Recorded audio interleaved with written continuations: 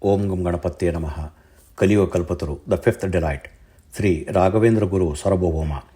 Chapter 14 at Kaveripattanam. As instructed by Shri Vijayantha Kanakachalacharya, along with his wife, arrived at Kaveripattanam, Agrahara, accompanied by the Mata officials. Following the Guru's directions, Kanakachalacharya inaugurated the Samstha Vidyapita on Vijayadashmi Day. The event was graced by prominent local householders, pious individuals, Vedic scholars, and leaders from the four Varnas, who were introduced to Kanakachalacharya by the officials. Conveying the Guru's blessings, the officials arranged for Kanakachalacharya to reside in a private house, provided him with fertile land, and established a generous endowment to support his livelihood before returning to Kumbakonam. With all amenities now secured, Kanakachalacharya settled into a life of contentment with his wife, Lakshmi Devi, enjoying a harmonious family life. Teaching at the Vidyapita.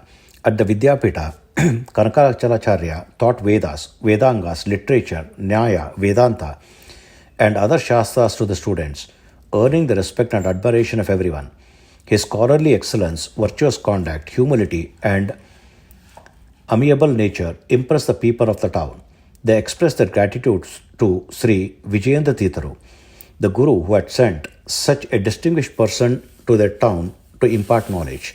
Aware of Kanakachalacharya's mastery of the Veena, the influential townsfolk requested him to teach music and Veena playing to their children. In response, Kanakachalacharya established a music department at the Vidyapita. Within a short period, 10 to 20 children from local families began learning music and Veena from him. In just a few months, the reputation of Vidyapita and its head, Kanakachalacharya, began to grow far and wide. News of Timmanna's success. One day, a visitor from Kumbakonam came to Kanakachalacharya's house and shared joyous news.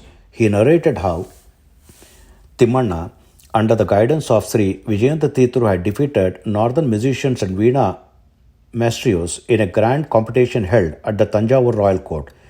Timmanna's victories had earned him the title Bala Saraswati, bestowed by the king himself. Hearing about their son's success and Guru's blessings, Kanakachalacharya and his wife were overjoyed. The news filled them with immense pride and gratitude for the divine grace that had brought such prosperity and honor to their family. At Kumbakonam, under the affectionate care and guidance of the senior Gurus, Surendra Tirtharu and Vijayendra Tirtharu, Timmanna flourished remarkably. The Gurus taught him Nyaya, Vedanta, Mimamsa, and other Shastras, transforming him into a great scholar within just a few years. Following his Guru's instructions, Timmanna actively participated in the discussions and debates held at the Mata, where he earned a reputation for his intellectual brilliance and scholarship. Impressed by his talent and devotion, the Gurus appointed him as a teacher at the Vidyapita, further solidifying his reputation as a worthy successor to his father's legacy. Meanwhile, Kanakachalacharya had been managing the Vidyapita at Kaveripattanam for 3 to 4 years. One day, a disciple from Sri Mata visited Kaveripattanam, met the Guru, and informed them that Kanakachalacharya and his wife were unwell and longed to see their son. The Gurus immediately summoned Timmanna, informed him of his parents' condition, and instructed him to travel to Kaveripattanam to take care of them. They emphasized the importance of comforting his parents and assisting in their recovery. To support him, they sent Ramachandra Acharya, the son of Guru Prasada, as companion. Filled with concern and urgency, Timmanna traveled to Kaveripattanam. Upon arriving, he was deeply saddened to see his mother bedridden and his father also struggling with poor health. However, their spirits lifted upon seeing their son return home. With Ramachandra Acharya's help, Timmanna devoted himself day and night to serving his parents, ensuring they received proper care and medication. Despite his efforts, his mother Lakshmi Devi grew weaker with each passing day. One day, after gazing lovingly at her husband and son, she peacefully departed from the mortal world. The father and son were overwhelmed with grief, deeply affected by her loss.